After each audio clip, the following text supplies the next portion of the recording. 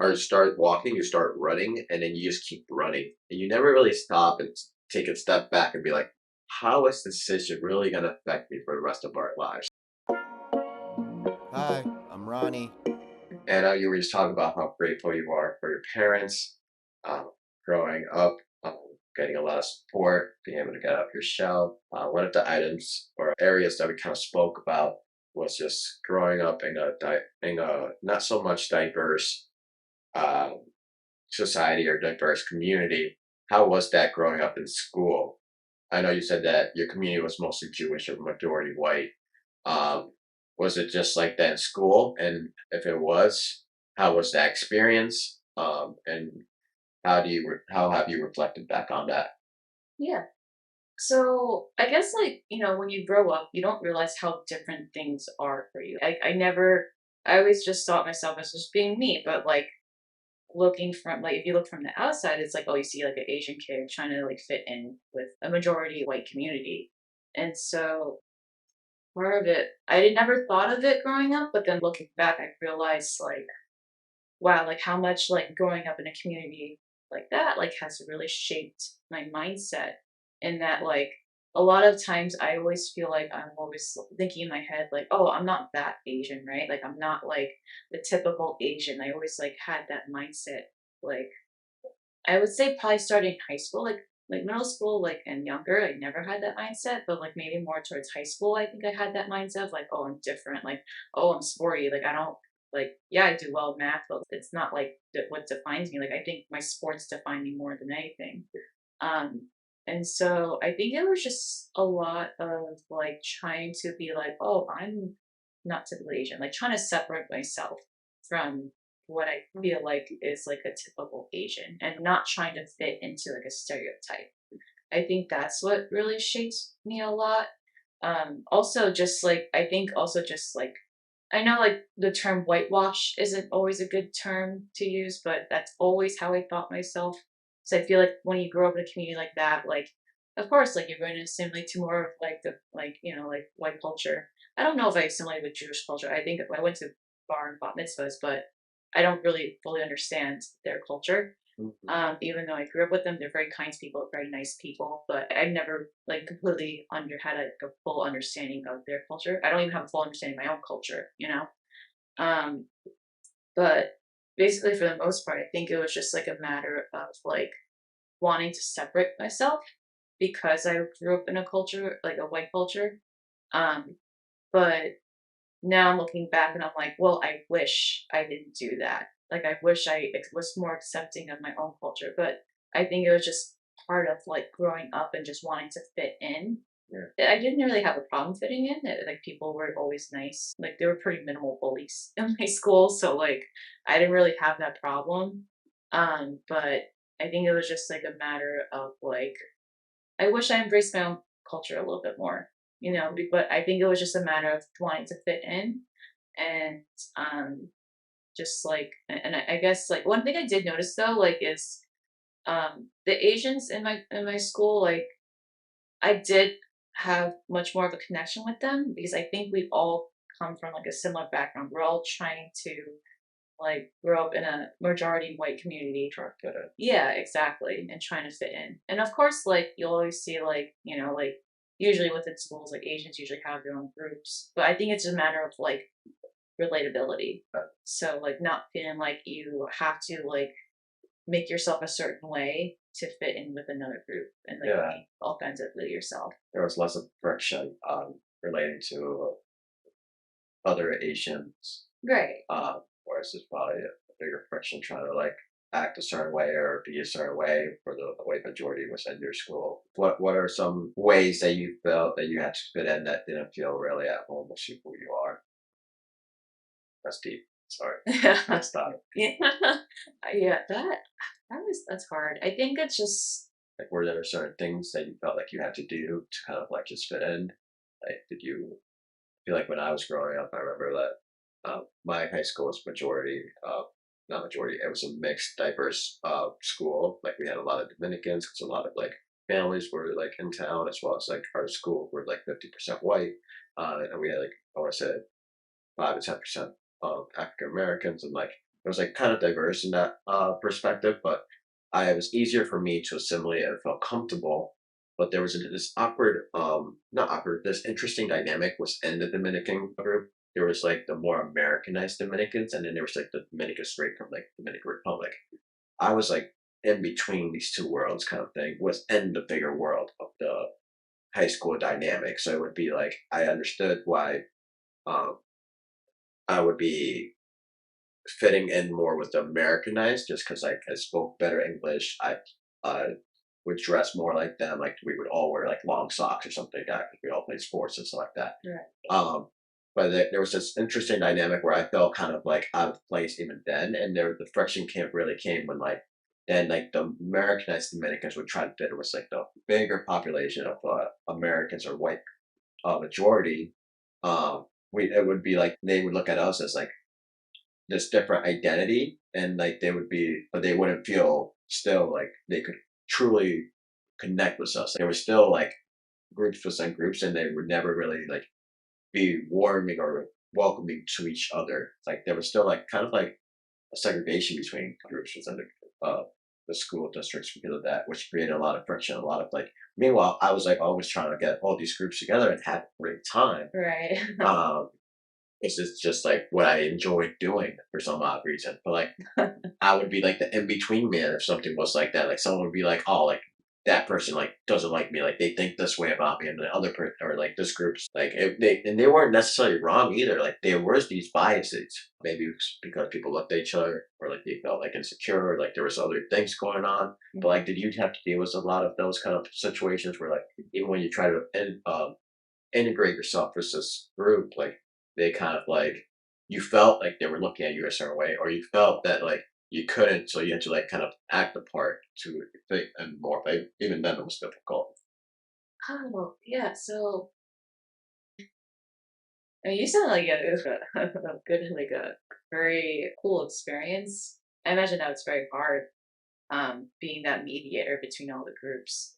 But I will say, like, I don't really think I had any experience like that. Like, I'm really trying to think. I think because I was like so whitewashed in a way, and I definitely was more into sports more than anything. I think really sports was like my, even though I was definitely a shy kid and I did not talk, I think Hmm. me being like relatively good at sports like was my way of like fitting in. And then, but then on top of that, a lot of the friends, and I'm like trying to think of the friends I had growing up, a lot of them were like a mixture of East Asian, but also a lot of South Asian, but then also like white people too. Like it was a mixture of like those three groups. And I feel like with those three groups, a lot of like the East Asian and South Asian, like they also had like immigrant families. So um, I think we all kind of had that relatability factor, even if like that's not what we connected by. We connected through our like I guess our personalities, and they matched very well. And so I guess like it was just like I think I guess I didn't really have that where I felt like I had to hide a part of myself Hmm. to fit in. But I think it's because like a lot of my friends were already very open minded, and Hmm. I think in general the community was very open minded in general. So I guess yeah, I can't think of like a time Yeah. where I had So that, which I'm very lucky and fortunate for that because I know for a lot of people it's not always like that. yeah, Yeah. that's awesome. Did you have any like rivalries within your own friend groups or something like that? Because you were a sports athlete, like were they like also your competition at times? Were you like I was wondering, like people like had competition. I feel like um growing up we would always because we're all like very competitive. I guess it's a guy thing too, probably. Maybe. Yeah. Yeah. Uh, What was your sport? Was it soccer or I played baseball, football, and basketball. I played three different what sports. was like your main sport? I was probably best at baseball, but my favorite sport was football. Oh, I see. Yeah, Yeah. I'm kind of similar. Like my best sport was softball, but my favorite sport was soccer. Yeah. So Did you ever think about playing beyond high school? Because I know you went to Oneonta, right? yeah. Yeah. How's that experience? I actually tore my ACL in high school, senior year. I remember you said that.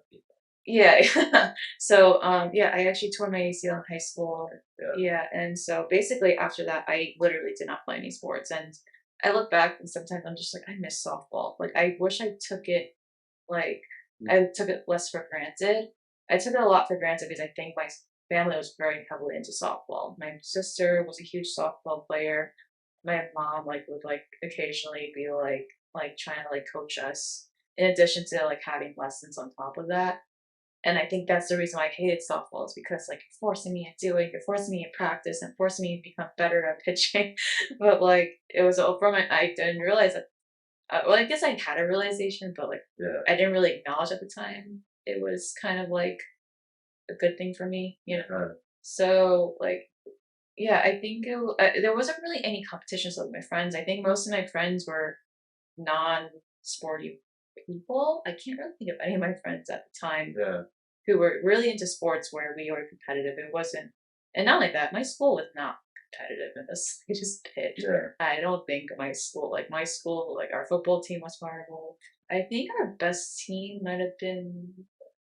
I don't know if it's baseball. No, there was really no good sport. We were maybe volleyball. I think volleyball Yeah. was we were really good. We had a really good volleyball team, but that's the extent of it. Like our teams were horrible for the most part. So really no competition. Everyone was just really worried about like I don't even know, like school in itself Yeah. or just like social life in general. I think that's what everyone was mainly concerned about, but like Yeah. typical high school, no sports. Yeah.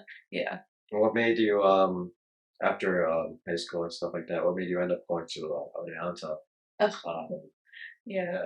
yeah. So I was between I'm trying to think of the schools I was between. I think I was between Albany. I was between Oneonta and then Baruch. Oh no, and Queens College too.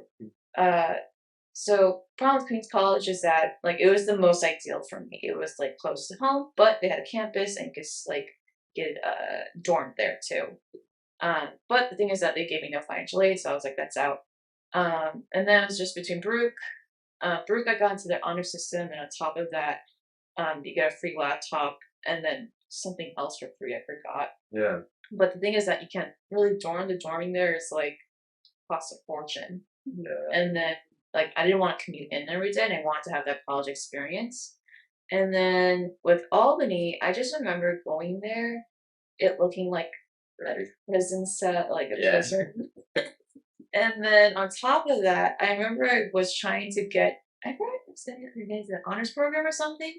And I remember I asked to see the professor.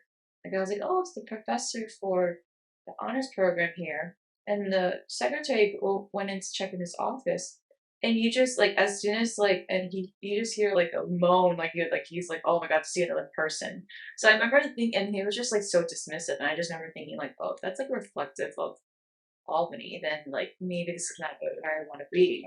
So like Oneonta was the best because I had like campus. I had like there were such like the faculty was extremely nice there when I was there. Like one of the professors was willing to see me on a win. Like I forgot exactly who it was, but like they were willing to see me on a win. Mhm. And I think overall it was just like something unexpected. I never expected to go Oneonta, Yeah. but I really enjoyed my experience there and I loved it there. So Yeah. yeah. No, I totally understand that. It's funny how first experiences matter so much, not just with people, but with like places and things like that. Uh, I was stuck between SUNY Albany and Siena. Right. Yeah, and they were literally only like 10-minute drive from each other. I looked at other schools and stuff, and then like these were like the last two schools I was gonna look at. Uh, and then I went to SUNY Albany, and I remember thinking to myself, wow, it's so dirty here.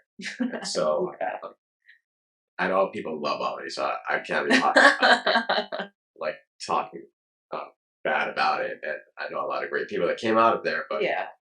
it's just my experience, and maybe it deterred me away from a great experience from being at sociology. But I remember just being there and like looking around, and be like, wow, it's so like dirty here. Yeah. It's so big. It's so like it felt like a prison almost like. Right. Um, and it was just not exactly what I thought. And this was like probably like where I was gonna be very much like because the other schools didn't provide me like again like financial aid, didn't really like make that effort. Right. I was also like very inexperienced with the college process and stuff like that, so like that had to do with it. I wanted to live away from home, so like these were like the ideal places to be like far away enough, and then close enough to be home. Right. And then after I stopped, like I looked at Albany, we drove down and went to Siena, and right when I walked on campus, it was like the most beautiful campus that I ever saw. Like it was small, it was like just clean. The Mhm. people were just nice walking around. And there was trees everywhere. Like people were walking through campus. People were very like excited and happy. Like no, like in the complete opposite of like SUNY Albany. It Yeah. was like black and white kind of thing. And I once like I was there for like 5 minutes, I was like, yeah, I'm coming here. And like there was definitely like a 15K difference between what the total cost would have been, like me going to Siena and going to Sony Albany, in the sense where like Siena was more expensive. But for me at the time, I was like, this is it. Like I'd rather take on at the same time. I don't know how much 15K was. Like this, like ignorant Ronnie as well. But I don't regret it at all. Going to Siena. But it's funny how you brought that up because I've always thought about that. Just like how I ended up choosing Siena over SUNY Albany, and my I could be completely different today if I went to SUNY Albany, and it would have been because I you know financial reasons or whatever it was. Like I decided on. Wow. Yeah, That's interesting though. It's like just one decision, like just like completely changes the course of your life, which is so scary to think about. yeah. Like we're only like 17 or 16 at the And just time. like speak to Yeah, like why am I choosing accounting like for the rest of my life? why did we choose Yeah. Why? Job security. Oh my god. You. What? You know what I mean? Yeah. It's like, oh gosh. Yeah. Oh my gosh. Yeah. So true though. We're over here like, oh, we were doing this for Yeah, sure. we studied for 2 years for Yeah. CPA. Like, Yeah. oh my Yeah. gosh. I'd be crying inside. Oh my god. It's like, you can't even go. No, I'm sorry for CPAs. It's like, Yeah. no, your CPA's dog shit. No kidding. Excuse me. A little background to everyone, if it's okay with you. I'm just gonna Yeah. mention is that me and Anna both got unfortunately during the market conditions recently, we both got laid off, and it was also because in the last 2 years they had over I shouldn't be saying that part, but they had over hired at the time, so we had gotten laid off, and we're in the process of getting new jobs. Yeah, I it's a even though it's like sad, but I just see it as like a positive in a way of like Yeah, you could take time off, but like not like that, but like reflect on like where you want to go next in your life. You know what I mean? yeah, So like even though it was kind of sad, I did cry to my pops at the time, but like it was just overall happy, you know. So like, yeah. I'm in a better place now too, or at least I can tell myself that, but I believe it in a way. So Yeah, yeah, I think that's how we should always think about life in general and stuff like that right, too. yeah. And like it's giving us, like you said, that time to kind of look for what we really want. I Mhm. feel like a lot of times when like what's coming from like maybe just America in general, I don't know.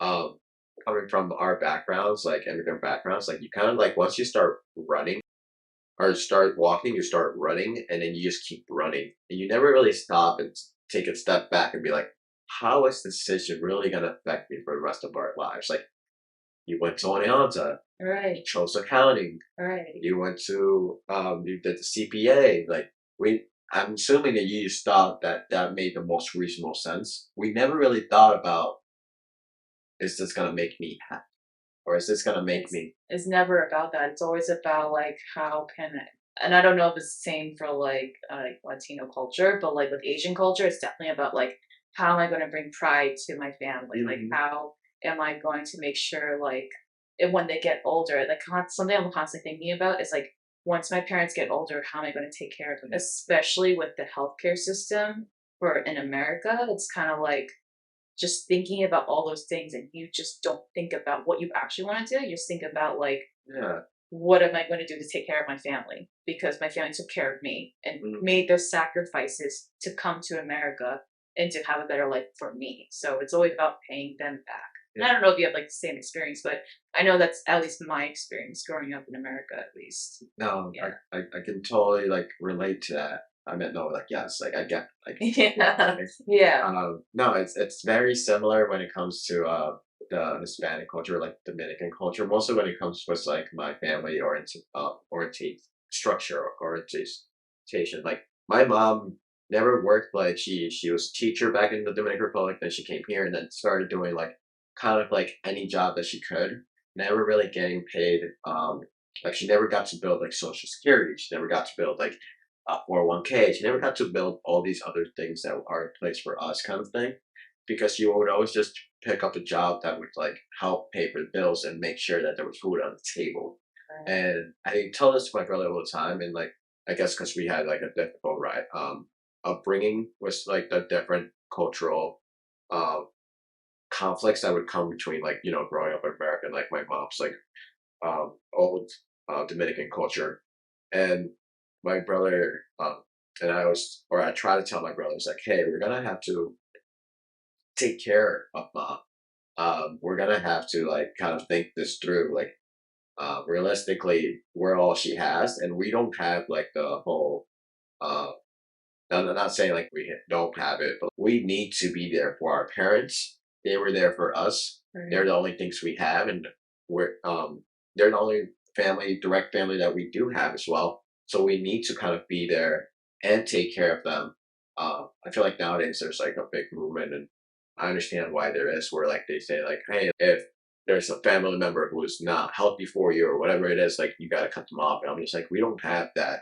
Uh, there's There is a movement like that? yeah, Oh my there's goodness. like people. It's called if they're toxic or whatever. Like, just kind of like don't deal with it kind of thing.